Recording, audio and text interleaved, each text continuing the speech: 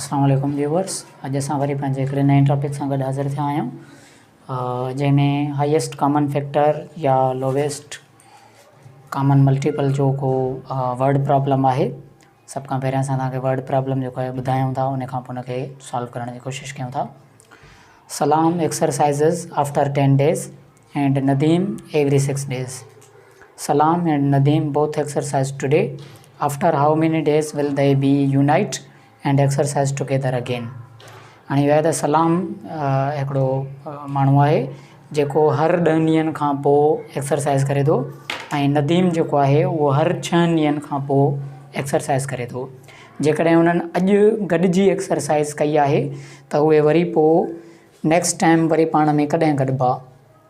हाणे हीअ हिकिड़ो वर्ड प्रॉब्लम आहे जंहिंमें असां अंदाज़ो लॻाइण जी कोशिशि कंदासीं त हीअ सुवाल जेको आहे जेको लोवेस्ट कॉमन मल्टीपल जो आहे या हीअ हाईएस्ट कॉमन फैक्टर जो आहे। हाणे जेकॾहिं पाण पंहिंजे प्रीवियस वीडियोज़ में पाण ॾिसी चुका आहियूं, जेकॾहिं उन में बि तव्हां असांजे पुराणे वीडियोज़ में जेकॾहिं तव्हां ॾिसंदव त उन में बि हिकिड़ी ॻाल्हि तव्हांखे सम्झ में अची वेंदी त हाणे हीअ जेको सलाम आहे हीअ हर 10 ॾींहंनि खां पोइ एक्सरसाइज़ करे थो। त जेकॾहिं अॼु हिन एक्सरसाइज़ कई आहे त अॼु वरी हीअ 10 ॾींहंनि खां पोइ एक्सरसाइज़ कंदो। जेकॾहिं हीअ 10 ॾींहंनि हर 10 ॾींहंनि जे ट्रेवल खां पोइ जेको आहे उहो एक्सरसाइज़ करे थो इंटरवेल खां पोइ, त 10 ॾींहं ऐं वरी पोइ हीअ 20 डे ते वरी एक्सरसाइज़ कंदो, वरी हीअ 30 डे ते एक्सरसाइज़ कंदो, वरी 40 डे ते एक्सरसाइज़ कंदो, 50 डे ते एक्सरसाइज़ कंदो एंड सो ऑन। हीअ अॻिते हलंदो रहंदो, हीअ कॾहिं बि ख़तमु न थींदो।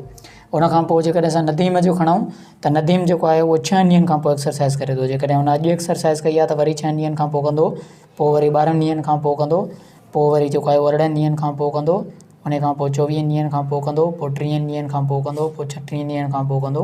ऐं हीअ बि जेको आहे उहो कॾहिं रुकजंदो कोन। हीअ बि जेको आहे हिन जा काउंटिंग जेका आहे उहा लामहदूद आहे, उहा हलंदी रहंदी। त हाणे असांखे छा करिणो आहे, असांखे हिन ॿिन्ही मां नंढी या भञुपत ॻोल्हे लाइणी आहे। ठीकु आहे, त जेको आहे लीस्ट कॉमन मल्टीपल असांखे हिन जो खणणो आहे, जंहिंमें ही वरी घणनि ॾींहंनि खां पोइ वरी ॿई गॾिजी वरी एक्सरसाइज़ कनि था। त जेकॾहिं असां पाण हिते ॾिसूं त हीअ जेको आहे 10 ॾींहं 20 ॾींहं 30 ॾींहं, हीअ 6 ॾींहं 12 ॾींहं 18 ॾींहं 24 ॾींहं ऐं हीअ बि 30 ॾींहं, यानी हिन जो मतिलबु इहो आहे त हे वरी 30 ॾींहं ते पाण में गॾिबा। जेकॾहिं अॼु हिननि एक्सरसाइज़ कई आहे त वरी 30 डेज़ खां पोइ वरी ॿीहर गॾिजी एक्सरसाइज़ कंदा। हाणे हिन जो हिकिड़ो ॿियो तरीक़ो बि आहे, ॿियो तरीक़ो बि हल करण जो आहे। हीअ थोरो हिन जो लेंथी प्रोसेस आहे, पर असल में जेको कॉन्सेप्ट आहे उहो इहो ई आहे। हाणे जेकॾहिं असां चऊं त हिन जो ईज़ी मेथड कहिड़ो आहे, ईज़ी मेथड हिन जो इहो आहे त पाण 6 ऐं 10 जी LCM कढंदासीं। हाणे 6 ऐं 10 ते नंढे खां नंढो टेबल हणंदासीं जेको ॿिन्ही खे वंडे। 6 ऐं 10 खे ॿिन्ही खे 2 जेको आहे उहो पूरो वंडे थो। हिन खे 3 चकर खोड़ो ऐं हिन खे 5 चकर खोड़ो। हाणे ॾिसो नंढे में नंढो टेबल जेको आहे जेको लॻे थो उहो लॻे थो 3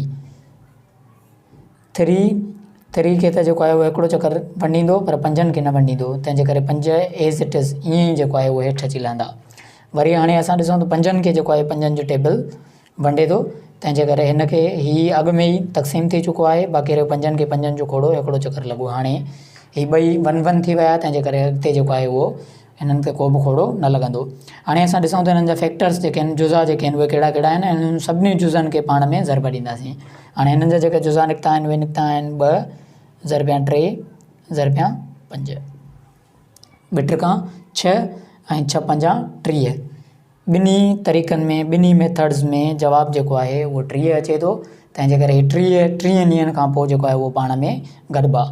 जेकॾहिं हीअ कंटिन्यूअसली एक्सरसाइज़ कंदा रहनि त हीअ वरी 60 ॾींहंनि खां पोइ गॾिबा, वरी 90 ॾींहंनि खां पोइ गॾिबा, वरी 120 ॾींहंनि खां पोइ गॾिबा। पर असांखे जेको आहे उहो ॿियो कुझु बि न आहे ॿुधाइणो, असांखे सिर्फ़ु इहो ॿुधाइणो आहे त नेक्स्ट टाइम वरी कॾहिं गॾिबा। तंहिंजे करे जेको आहे उहो नेक्स्ट टाइम ही 30 ॾींहंनि खां पोइ गॾिबा। Thank you very much. जेकॾहिं तव्हांखे असांजो वीडियो पसंदि आयो हुजे त वीडियो खे जेको आहे लाइक ज़रूरु कजो ऐं पंहिंजे दोस्तनि सां शेयर बि ज़रूरु कजो। Thank you very much.